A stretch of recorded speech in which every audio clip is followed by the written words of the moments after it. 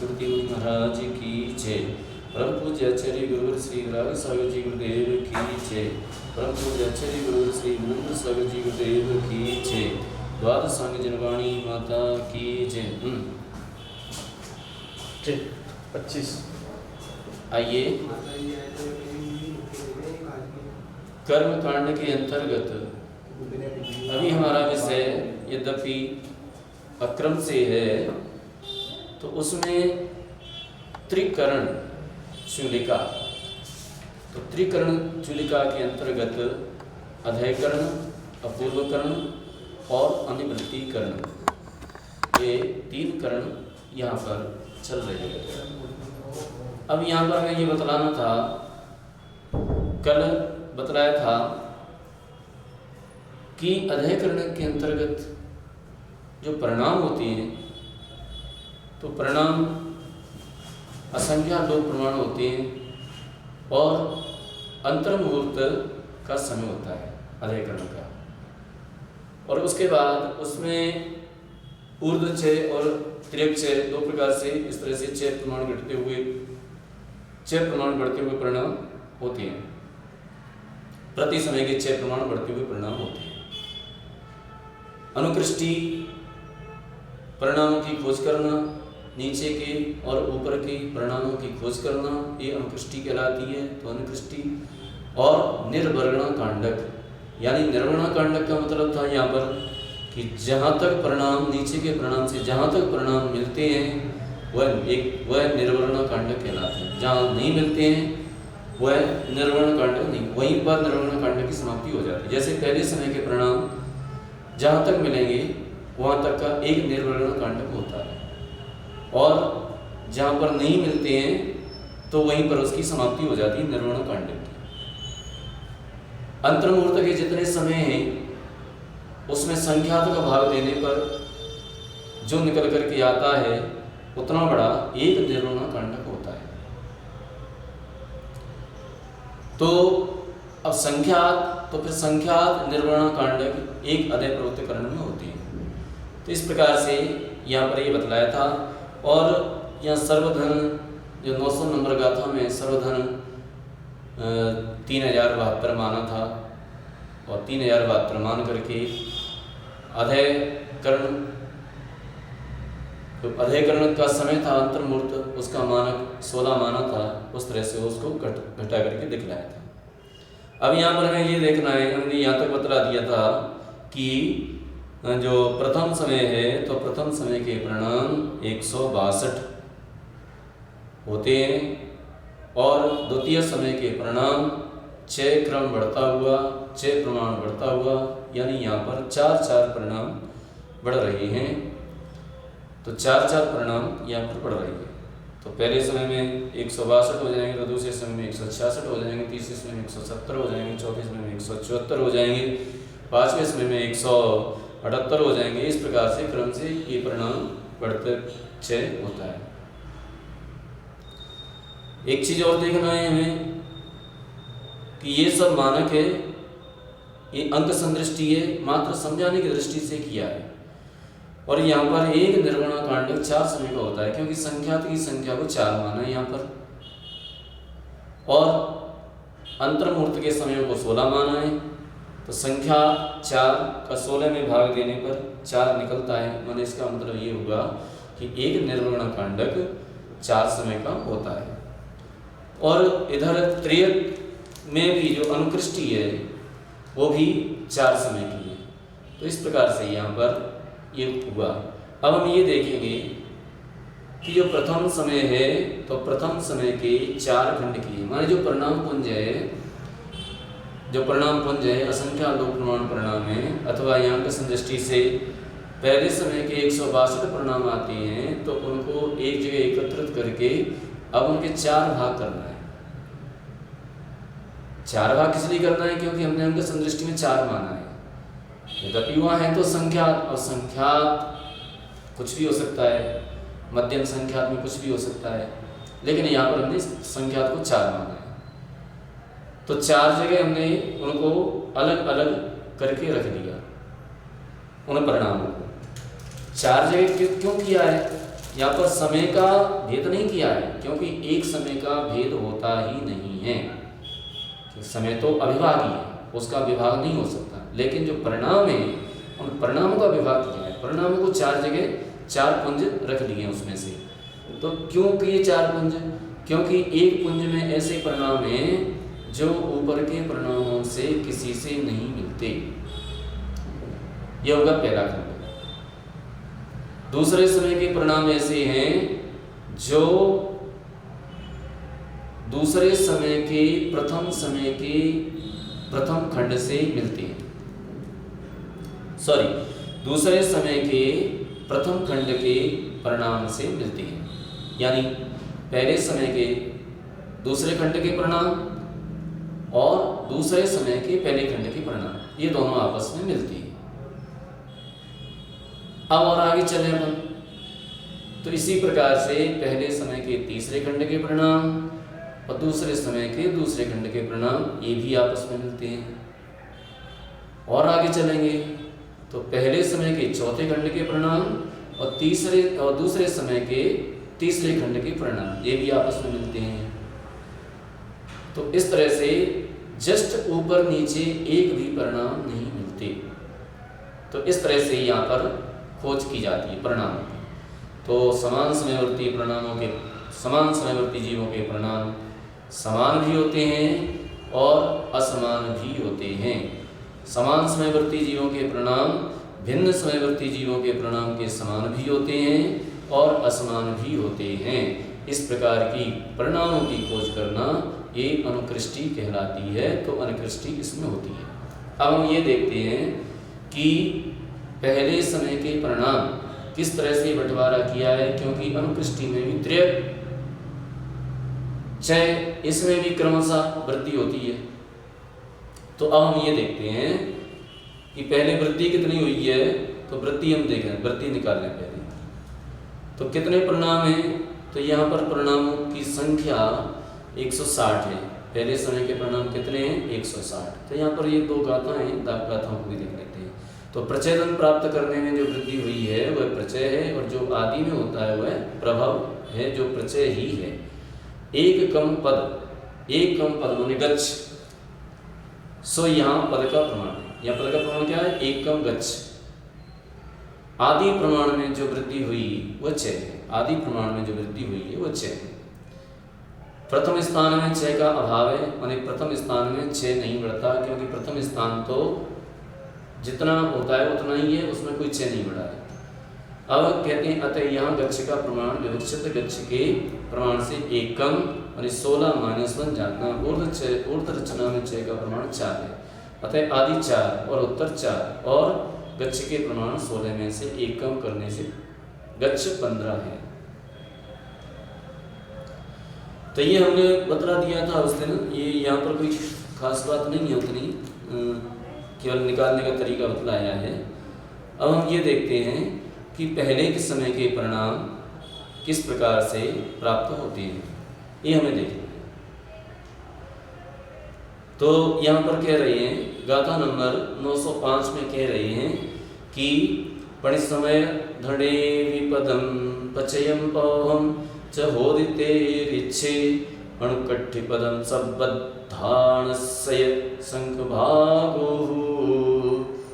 तो यहाँ पर ये कहा जा रहा है कि प्रत्येक समय के धन में अनुकृष्टि के गच्छ, चय आदि सभी की रचना त्रेक रूप से होती है, और अनुकृष्टि का गच्छ सर्व अध्वान अर्थात ऊर्ध्व गच्छ के संख्यात विभाग प्रमाण निश्चय से होता है। परिपाटी क्रम से विरचित इन परिणामों से पुनरुक्त और अपनुरुक्त भाव का अनुसंधान करना अनुकृष्टि है। पुनरुक्त और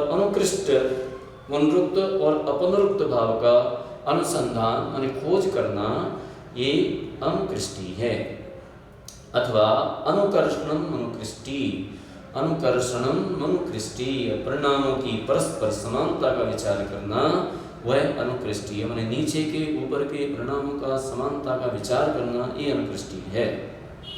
अनुकृष्टि का काल अंतर्मुहूर्त मात्र अवस्थित रूप है। अनुकृष्टि का काल कितना अंतर्मुहूर्त मात्र है। क्योंकि ये काल अधय प्रवृत्तकरण काल के संख्यात विभाग प्रमाण होता है। ये काल जो कितना होता है, तो जितना अधय प्रवृत्तकरण का काल है उस अधय प्रवृत्तकरण काल के संख्यात विभाग प्रमाण होता है। तो अधय प्रवृत्तकरण अंतर्मूर्त, अंतर्मूर्त का संज्ञित भाग भी अंतर्मूर्ति होगा। तो इस तरह से काल है। अंक संदृष्टि से ऊर्ध्वगच्छ 16 में संख्यात रूप 4 का भाग देने से अनुकृष्टि के गच्छ का प्रमाण 4 प्राप्त होता है।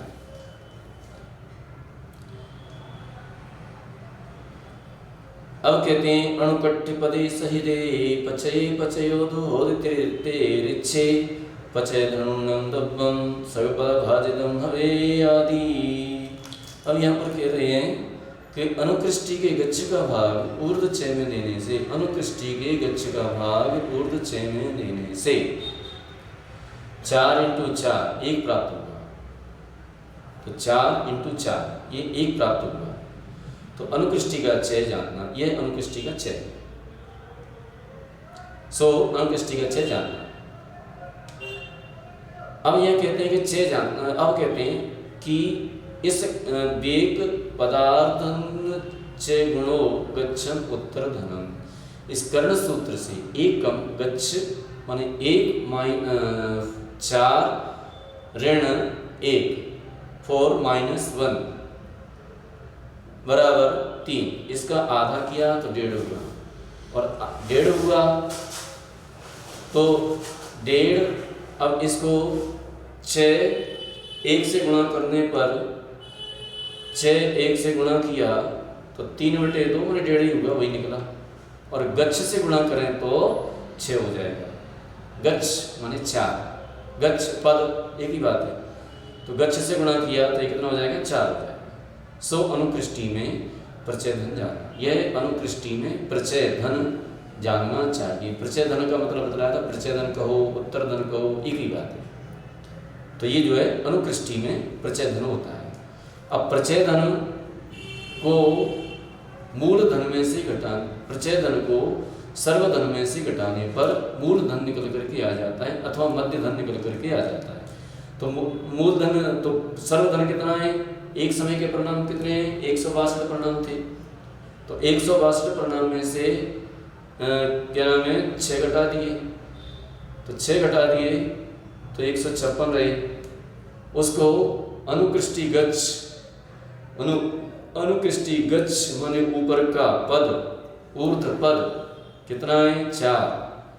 तो 4 का भाग देने से 39 परिणाम एक समय के निकल करके आ जाते हैं। 39 परिणाम एक समय के निकल के आ गए। तो प्रथम पुंज के यानी एक समय के 4 भाग किए हैं। जो मध्य धन है या मूल धन है उसके 4 भाग करेंगे, क्योंकि 156 निकला था और 156 को 4 जगह बांट देंगे तो 39 परिणाम आएंगे। अब 39 परिणाम ये प्रथम खंड के परिणाम आ गए, माने एक पुंज के परिणाम 39 आ जाते हैं। इसके बाद क्रमशः 1 1 6 बढ़ता हुआ है। तो दूसरे खंड के परिणाम कितने हो जाएंगे, उसमें एक और जोड़ दो तो 40 हो जाएंगे। तीसरे खंड के कितने हो जाएंगे, 41 हो जाएंगे। चौथे खंड के कितने हो जाएंगे, 42 हो जाएंगे। तो इस प्रकार से ये 4 खंड के परिणाम इस तरह से निकल करके आ जाते हैं। तो इस तरह से ये जो है अधयकरण के प्रथम खंड के प्रथम समय के परिणामों के 4 खंड किए, माने संख्यात खंड किए, और संख्यात खंड करके ये इस तरह से परिणामों की रचना होती है। यहाँ पर ये अंक संदृष्टि से बतलाया। अब आगे कहते हैं कि प्रथम खंड से आगे द्वितीय आदि गाथा नंबर 907 देखेंगे। आदिमिकमेवदि अणुकट्ठस्य चयन्तु ते ऋच्छे यदि तियर्यण अधावत्तमीकरणमि। अब यहाँ पर कहते हैं कि प्रथम खंड से आगे द्वितीयादि खंडों में तिर्यक रूप अनुकृष्टि का 1 1 6 क्रम से बढ़ता है। तिर्यक रूप से जो वृद्धि हुई है वो 1 1 क्रम से 6 की वृद्धि होती है। तो 1 1 6 की वृद्धि होती बढ़ता है, तब द्वितीयादि खंडों का प्रमाण होता है। इस प्रकार ऊर्ध रूप और तिर्यक रूप दोनों ही रचना अधय प्रोक्तकरण में जानना चाहिए। अब इसके ऊपर भी अपन देख रहे हैं, ऊपर भी तिर्यक और ऊर्ध। अब ऊर्ध में देखेंगे, जैसे 39वें नंबर का परिणाम है, 39 परिणाम है प्रथम पंज के, प्रथम समय के 39 परिणाम। तो द्वितीय समय के प्रथम खंड के परिणाम कितने हो जाएंगे? 40 हो जाएंगे उसके ऊपर। तृतीय खंड के परिणाम वह भी 41 हो जाएंगे। चतुर्थ समय के परिणाम ऊपर देखिए, ऊपर यानी 39 के ऊपर 40, 40 के ऊपर 41, 41 के ऊपर 42। तो ये ऊर्ध क्षय, तो ऊर्ध क्षय भी एक है और तिर्यक क्षय भी एक है। तो इस प्रकार से दोनों प्रकार के क्षय एक एक होते हैं। तो उस आदि खंड से द्वितीयादि खंड में क्रम से तिर्यक रूप एक एक अनुकृष्टि का क्षय बढ़ना, सो अनुकृष्टि का क्षय एक एक बढ़ने से 39, 40, 41, 42 और द्वितीय समय में 40, 41, 42, 43 प्रमाण जानना। सो द्वितीय समय के और प्रथम समय संबंधी अब देखेंगे कि द्वितीय समय के प्रथम खंड के परिणाम कितने? 40 और प्रथम समय के द्वितीय समय के प्रथम खंड के परिणाम 40, द्वितीय समय के प्रथम खंड के परिणाम 40 और प्रथम समय के द्वितीय खंड के परिणाम 40। तो द्वितीय समय के प्रथम खंड के परिणाम 40 और प्रथम समय के द्वितीय खंड के परिणाम 40 और द्वितीय समय के प्रथम खंड के परिणाम 40, ये आपस में समान परिणाम हैं। इस तरह से मिलान होता है। माने कहने का मतलब ये है कि कोई जीव अभी अधय कर्ण में पहुंचा है और अधय कर्ण में वह जघन्य परिणाम से भी चढ़ सकता है और उत्कृष्ट परिणाम से भी चढ़ सकता है और मध्यम परिणाम से भी चढ़ सकता है। अब ये देखना है हमें कि प्रथम समय के मान लीजिए 40वें नंबर के परिणाम से चढ़ा है, तो 40वें नंबर के परिणाम से चढ़ा है और एक जीव ऐसा था जो 39वें नंबर के परिणाम से चढ़ा था, तो 39 जो परिणाम का खंड उससे चढ़ा था। तो दूसरे समय में वह जीव जो जघन्य परिणाम से चढ़ा था, वह द्वितीय समय के प्रथम खंड का जो जघन्य परिणाम है उसमें पहुंचेगा। तो द्वितीय जो जघन्य परिणाम से चढ़ा था वह जघन्य परिणाम वाला दूसरे समय और मध्यम परिणाम वाला प्रथम समय के द्वितीय खंड प्रथम समय, यानी इन दोनों के परिणाम आपस में एक जैसे होते हैं। इसका मतलब ये निकला, माने पहले समय के जीव के परिणाम और द्वितीय समय के जीव के परिणाम जो जघन्य परिणाम से चढ़ा है, इन दोनों के परिणाम एक जैसे मिल जाते हैं। इसी प्रकार से माने प्रथम समय में 40 परिणाम से चढ़ा था, तो उसके द्वितीय समय में 41 नंबर के परिणाम होंगे। और कोई जीव ऐसा है जो प्रथम समय में ही 41 नंबर के परिणाम से चढ़ा है, तो इसके आपस में एक जैसे परिणाम मिल जाएंगे। तीसरे खंड में मिल जाते हैं, तीसरे समय के परिणाम भी मिल जाते हैं, चौथे समय के परिणाम भी मिल जाते हैं पहले समय वाले से। तो ये जघन्य, उत्कृष्ट और मध्यम परिणामों का विचार यहाँ पर किया जाता है, क्योंकि जो 39 नंबर का परिणाम है सबसे जघन्य परिणाम है। 1 से लेकर के 39 तक के परिणाम सबसे जघन्य परिणाम। इसके बाद जो 40 नंबर का परिणाम है वह अनंत गुणी विशुद्धि को लिए हुए होता है। प्रथम खंड का प्रथम समय के द्वितीय खंड के परिणाम प्रथम खंड से अनंत गुणी विशुद्धि को लिए हुए होते हैं, और जितनी विशुद्धि प्रथम समय के द्वितीय खंड में है उतनी ही विशुद्धि और उतनी ही काउंटिंग द्वितीय समय के प्रथम खंड में होती है।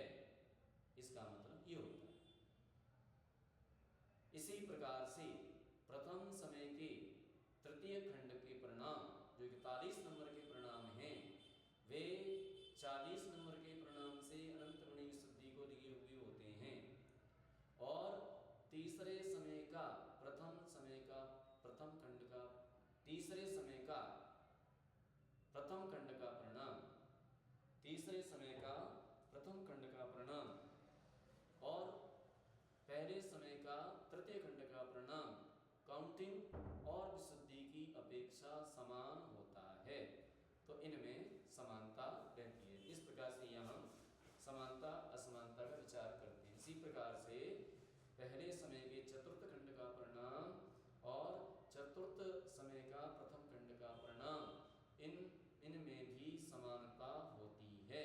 तो इसी प्रकार से नीचे ऊपर समानता का विचार कर लेना चाहिए। इस प्रकार के परिणाम अभय प्रवृत्त कर्ण काल में होते हैं। इस प्रकार के परिणाम यहाँ पर होते हैं। तो ऐसे परिणामों का विचार हमें कर लेना चाहिए। ये चार्ट बने हुए हैं पुस्तकों में, हर पुस्तक जीव कांड में भी बने हुए हैं, कर्म कांड में बने हुए हैं, लब्धि सार में बने हुए हैं। तो ये चार्ट बनाए हुए हैं। इन चार्टों को बना करके और इनको अपने अंदर फीड कर लेना चाहिए। अब यहाँ पर क्या परिणाम, कैसे परिणाम होते हैं? तो यहाँ पर विशेष विशुद्धि को दिए हुए परिणाम, एक खंड से दूसरे खंड का परिणाम अनंत गुणी विशुद्धि को दिए हुए होता है। यहाँ एक बात और है कि यहाँ पर जो अपूर्व कर्ण में 4 कार्य प्रारंभ हो जाते हैं, वो 4 कार्य यहाँ पर नहीं होते हैं। जैसे कि यहाँ पर गुण श्रेणी निर्जरा नहीं होती, गुण संक्रमण नहीं होता, स्थिति कांडघात नहीं होता, अनुभाग कांडघात नहीं होता। ये 4 कार्य नहीं होते, परंतु विशेष विशुद्धि प्रत्येक समय बढ़ते हुए परिणामों की विशेष विशुद्धि बढ़ती जाती है।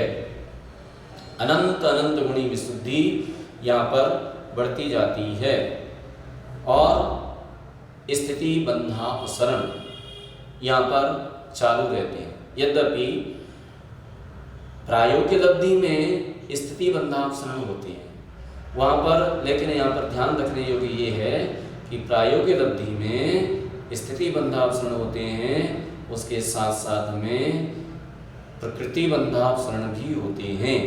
एक प्रकृति बंधापसरण के काल में करोड़ों अरबों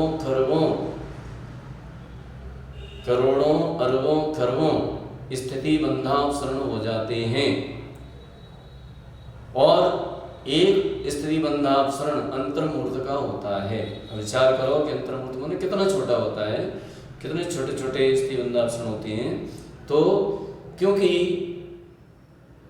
हमने बतलाया था कि एक बंधापसरण में पल्ले का संख्यात्व भाग स्थिति कम होती जाती है।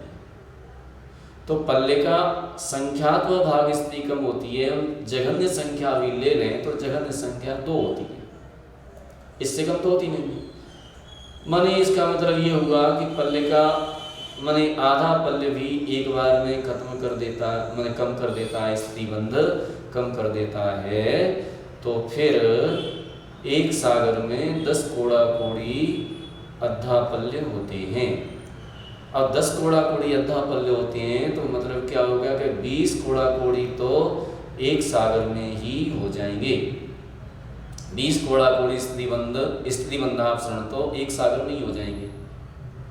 अब 20 कोड़ा कोड़ी एक सागर में हो जाते हैं तो ऐसे 700 800 सागर, अब इनसे इंटू कर दो तो कितने कोड़ा कोड़ी हो जाएंगे। तो इतने कोड़ा कोड़ी स्थिति बंधापसरण हो जाने पर एक प्रकृति बंधापसरण होता है और एक प्रकृति बंधापसरण भी अंतर्मूर्त में होता है। और इस तरह से 34 बंधापसरण होते हैं, 34 प्रकृति बंधापसरण होते हैं। तो 34 प्रकृति बंधापसरण वे भी अंतर्मूर्त में ही होते हैं और अधय प्रवृत्त कर्ण का पूरा काल अंतर्मूर्त है। तो यानी कहने का मतलब ये हमारे यहाँ पर कि अंतर्मूर्त कितना सूक्ष्म रहता है वहाँ पर, क्योंकि परिणामों का कोई भी परिणामों का माने इतने जल्दी परिणाम बदलते हैं, विशुद्धि की ओर बढ़ते हैं तो क्रमशः विशुद्धि की ओर बढ़ते रहते हैं और गिरते हैं, निरंतर गिरते रहते हैं। परिणामों का कोई भरोसा नहीं है। तो इस प्रकार से यहाँ पर प्रकृति बंधापसरण, स्थिति बंधापसरण। अब प्रकृति बंधापसरण वहाँ रुक जाता है, लेकिन यहाँ पर स्थिति बंधापसरण अभी भी निरंतर चालू है। प्रत्येक अंतर मुहूर्त में पल्लिका संख्यात्वा भाग स्थिति को कम करते हुए बंध करता है। स्थिति बंधापसरण और स्थिति कंडघात, दोनों में क्या अंतर है? दोनों का काल बराबर है यद्यपि, लेकिन दोनों में अंतर ये है कि स्थिति कंडघात जो पूर्व में स्थिति पड़ी हुई है उसका होता है, और बंधापसरण में वर्तमान में जो कर्म का बंध हो रहा है, वर्तमान में जो स्थिति बन रही है उसका बंध पल्लिका संख्यात्वा भाग प्रत्येक अंतर्मुहूर्त में कम करता जाता है। इसी का नाम स्थिति बंधापसरण होता है, स्थिति बंधापसरण है। तो यहाँ पर अधःकरण में प्रत्येक अंतर्मुहूर्त में स्थिति बंधापसरण तो चल रहा है, लेकिन प्रकृति बंधापसरण यहाँ पर नहीं होता है। तो इस प्रकार से यहाँ पर भी हजारों, लाखों, करोड़ों, अरबों, खरबों बंधापसरण हो जाते हैं। इसके बाद यह जीव अपूर्व कर्ण परिणाम में पहुँचता है।